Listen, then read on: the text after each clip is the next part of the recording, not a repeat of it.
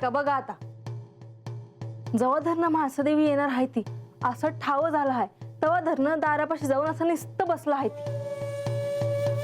आव काय आव आव आला का नाही देवी? हिला निस्ती चेष्टा सुस्त्या. चेष्टा आहे वय इथं हा चेष्टा आहे. अरे तसं नव्ह रंग्या, पर देवी आलेलं कळणार नाही होय. कसं कळेल? सांगते लिहून बांधतायसनी त्यात काय झालं? हिला तर डोसकच नाही. साधी गोष्ट आहे वय ती. माणसं देवी जेजुरी सोडून का गेल्या? बानू हताई म्हणून. आणि गडावर जाताना हातनं जाणार आहे ना त्या. असू दे ना रंग्या. अगं तसं नाही, उगत त्यांच्या मनात काय बाय आलं आणि हाता आल्या म्हणजे त्या आपल्या ध्यानात असायला पाहिजे का नको? रंग्या मला नाही वाटत त्या हात येत्यात. मला ठाव आहे का त्यासनी हात वाड्यावरनं जाताना त्यांचं ध्यान जाईल. त्यासनी हे बी ठाव पडल का मी हातच आहे. तर त्या हात नाही यायच्या, ते जात्याल गडावर.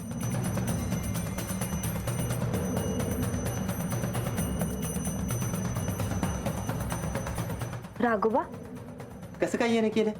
जी सांगावा घेऊन आलोय जी. सांगावा? होय सांगावा. कसला सांगावा? जी म्हाळसा देवी गडावर यायला निघाल्या आहे ती. मगाशीच येस पार केली आहे, आता गडावर चालल्या आहे ती. काय सांगतायसा? होय प्रधानजन लक्ष्मी देवी त्यासनी घेऊन आल्या आहे ती आणि त्यांच्या संग त्यांचे मायबाप बी आहे ती.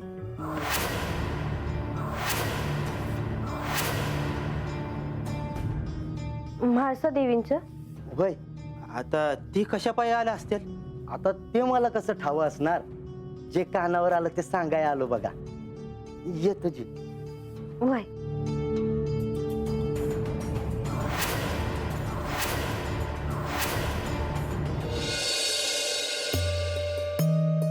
देवी तुम्ही आला सा, आम्हासनी लय बरं वाटलं बघा. देवी तुम्ही जेजुरी मध्ये आला सा, खरंच समजण्याची लय आनंद झालाय बघा. माधवी ताई तुम्ही देवीसनी बावळा.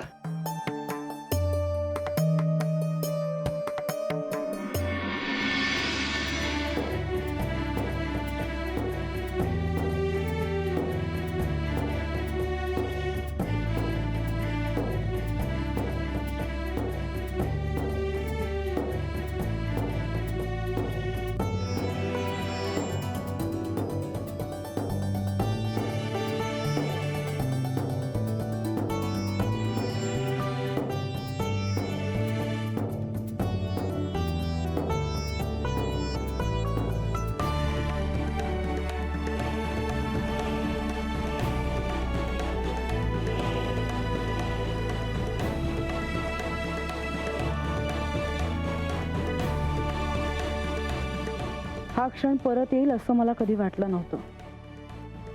ज्या जेजुरीतून मी बाहेर पडले त्याच जेजुरीत आता परत आले आहे.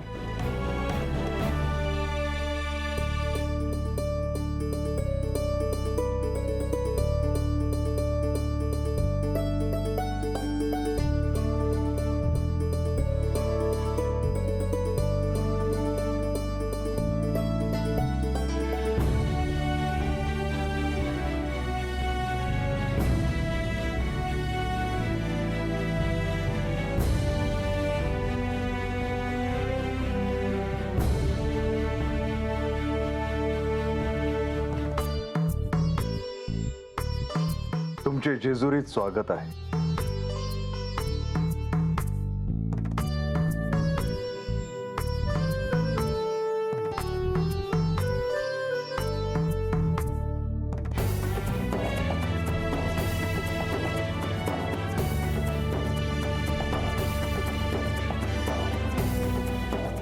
माते, तू मला सोडून कुठे निघून गेली होतीस? मला असं एकट्याला सोडून तुला कसं जावंसं वाटलं? त्यावेळी मी माझा निर्णय घेतला गणेश. ह्यापुढे असं होऊ देणार नाही. आणि जर तू जेजुरी सोडून गेलीस तर मी तुझ्या बरोबर येईन. असं पुन्हा कधी होईल हे सांगता येत नाही. पण जर मी पुन्हा जेजुरी सोडून गेले तर तुला माझ्या बरोबर घेऊन जाईन.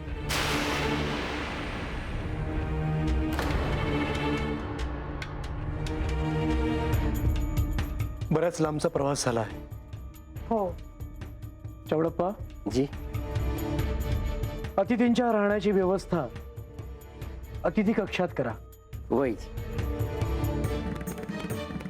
म्हाळसा, तुम्ही देखील आता विश्रांती घ्यावी. देवी, आपण पुढे व्हावं. मी श्री खंडेरायांशी बोलून घेतो. म्हाळसा, चला.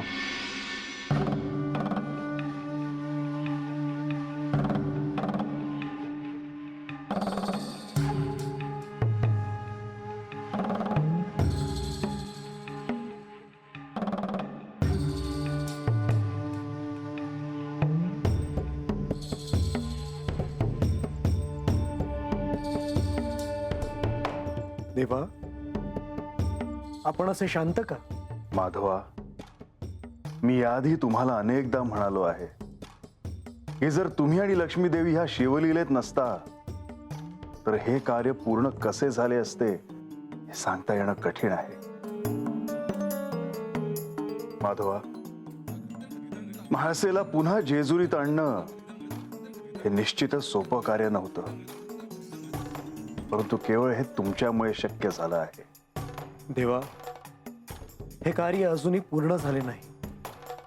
श्री म्हाळसा देवी इथे जेजुरीत आल्या आहेत त्या केवळ आग्रहाखातर. त्या जेजुरीतून पुन्हा जाऊ देखील शकतात. आता त्यांना थांबवणं फार महत्वाचं आहे. देवा, श्री म्हाळसा देवींच्या या निर्णयाचा आपण गांभीर्याने विचार करायला हवा. होय माधवा, कारण ह्यावेळी तिच्या माता आणि पिता ह्यांनी तिला आग्रह का केला ह्याचा ती निश्चितच विचार करत असेल. श्री म्हाळसा देवींना इथे जेजुरीत थांबवणं हे फार मोठं दिव्य आहे. जर म्हाळसा आणि बानू ह्या दोघींनाही अंतिम सत्यापर्यंत पोहोचायचं असेल तर दोघींनाही जेजुरीतच थांबावं लागेल. आणि माधवा, यासाठी सर्वांनाच प्रयत्न करावे लागतील. होय देवा, हे कार्य पूर्ण झाल्याखेरीज अवतार समाप्ती पूर्ण होणार नाही.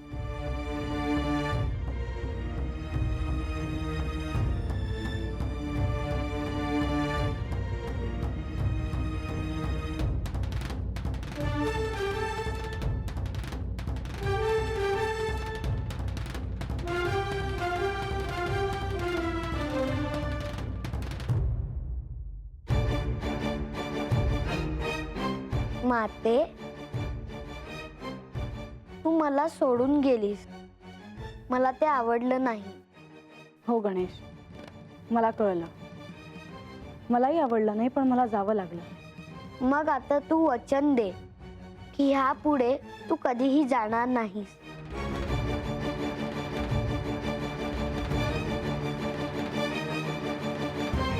माते, तू गप्प का आहेस? मी इथे आले आहे, पण थांबेन की नाही हे सांगता येत नाही. मग मी देखील इथे थांबणार नाही. जिथे तू जाशील तिथे मी येईन. आता तू कुठे गेली होतीस? देवी नेवासेला गेल्या होत्या.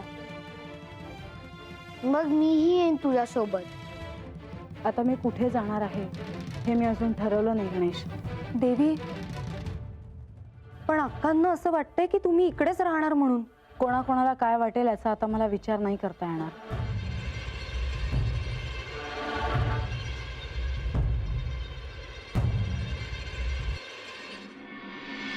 मला वाटतं की तू काहीतरी विसरते आहे. कशाबद्दल बोलतोयस तू? श्री खंडेरायांचा महाउत्सव आता सुरू होणार आहे. तू अगदी योग्य वेळी आली आहेस. हो, अनेक भक्त गडाच्या दिशेने येऊ लागले आहेत. मग या महाउत्सवात आपण काय काय करूया? माझ्या आयुष्यात तरी मला कसला उत्सव दिसत नाही गणेश. पण ह्या आधी तू खूप आनंदाने हा उत्सव साजरा केला आहेस. त्यावेळी परिस्थिती वेगळी होती. माझा माझ्यावर संयम होता. भविष्यात काहीतरी आशादायक घडेल अशी आशाही होती.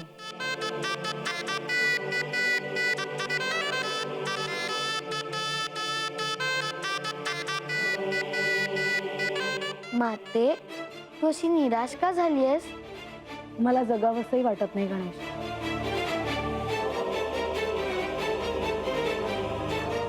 पण माझी माता अशी नाही, तिच्यात खूप शक्ती आहे.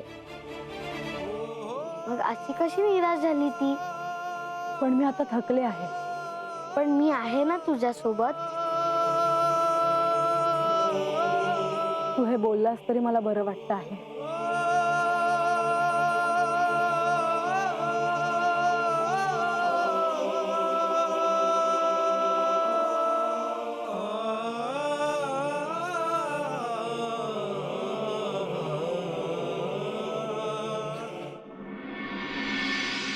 गणोबा, राघोबा, या काय म्हणतो, प्रधानजीने लक्ष्मी देवीने लय मोठं काम केलं बघा.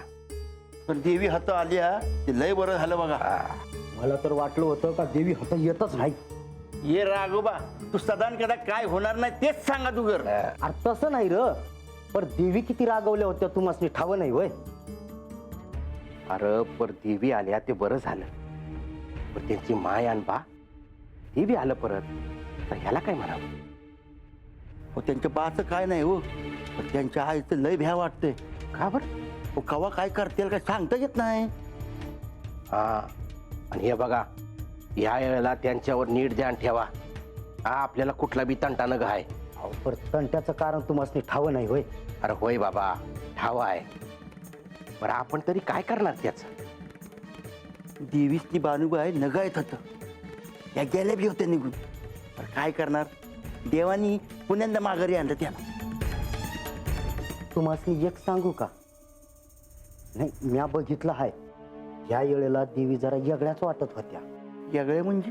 अरे म्हणजे त्या काहीतरी ठरवून आल्या आहेत असं वाटत होतं. अरे ते सोडा, जाऊ द्या. आता देवांचा उत्सव सुरू होणार आहे, तेव्हा काय बी झालं तरी देवी हातच राहिल्या पाहिजेत. आणि उत्सवाची लय कामं असतील, तेव्हा कामासाठी माग पुढं बघू नका. आला का ध्यानात? आलं का ध्यानात? कुठं बी बघायचं नाही, ना माग ना पुढं.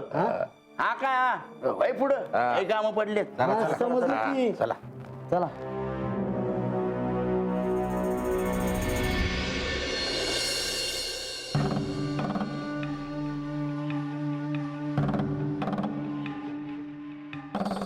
मला काहीतरी सांगायचं होतं. बोला. आता आपण म्हाळसा देवींना गडावर परत आणलं आहे. जे दायित्व पार पाडायचं होतं ते पार पडलं आहे. आता आपला यात हस्तक्षेप व्हायला नको, ह्याची काळजी घ्यायला हवी. तुम्हाला नेमकं काय म्हणायचं आहे? ते तुम्हाला कळतं आहे.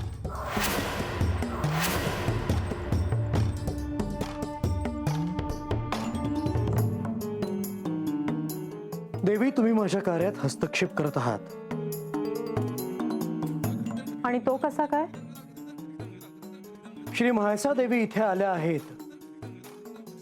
त्यांनी इथेच राहावं यासाठी श्री खंडेराय त्यांच्याशी बोलतीलच,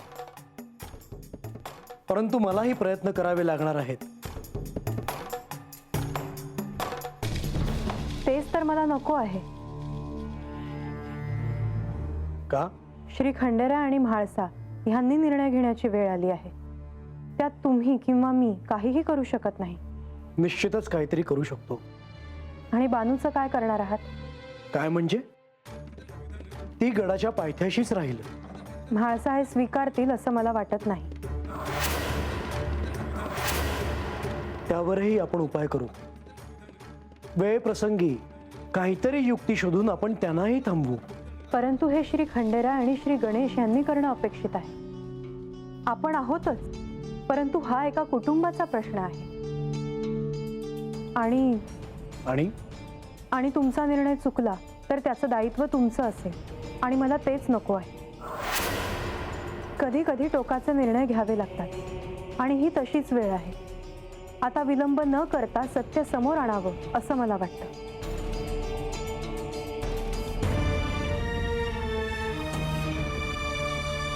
माझा निर्णय चुकणार नाही. निश्चिंत राहा. मग देवा, आता पुढे काय करूया? माधवा, म्हाळसेला जेजुरीत परत आणण्याचे कार्य तर तुम्ही पार पाडलेत, परंतु आता तिला इथे थांबवण्याचे कार्य मी तुम्हाला कसे सांगू? आणि ते आता ऐकणारही नाहीत. माधवा, मी म्हाळसेला सांगेन, मी समजावीन तिला. आपण ते करालच, परंतु बाणाईला आपण ज्या पद्धतीने जेजुरीत घेऊन आलात त्यामुळे श्री म्हाळसादेवी रागावल्या आहेत. त्या तुमचंही ऐकतील की नाही हे सांगता येत नाही आता. मग माधवा, आता आपण काय करावं? आपण नारद मुनींना बोलवूया. माधवा, प्रयत्न करा.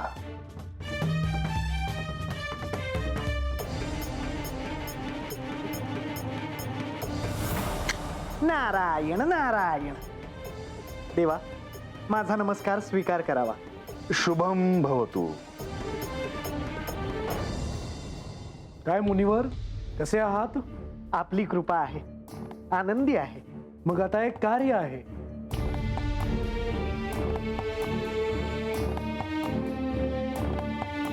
हो का? अति सुंदर. कार्य फार अवघड नाही ना?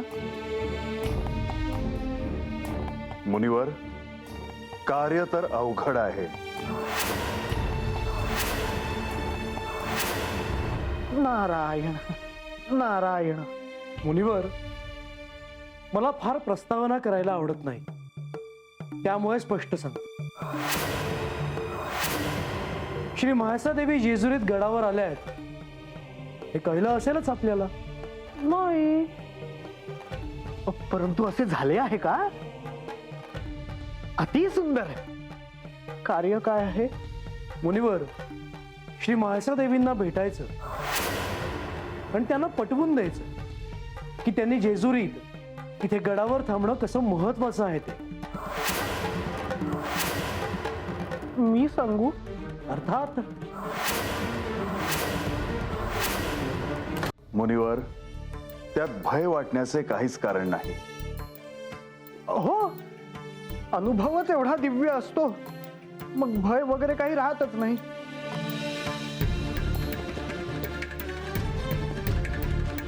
मग मुनिवर, तुम्ही हे कार्य करणार नाही आहात का? मी आपल्याला नाही कसे म्हणेन प्रभू, परंतु मी काय म्हणतो की हे कार्य करायला एकच व्यक्ती अचूक आहे. कोण? देवेंद्र. तेच हे कार्य अचूक पार पाडतील. म्हणजे मी नाही म्हणत नाही, परंतु माझ्याकडून हे कार्य झालं नाही तर देवी सावध होतील आणि मग कोणताही उपाय चालायचा नाही. माधवा, मला असं वाटतं की मुनिवर जे काही बोलत आहे त्यात तथ्य आहे. आपण तसंच करावं.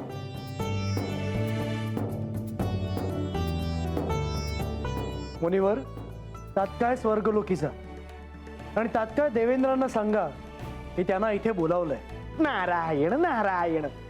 तात्काळ विलंब न करता येतो. कृपा असावी.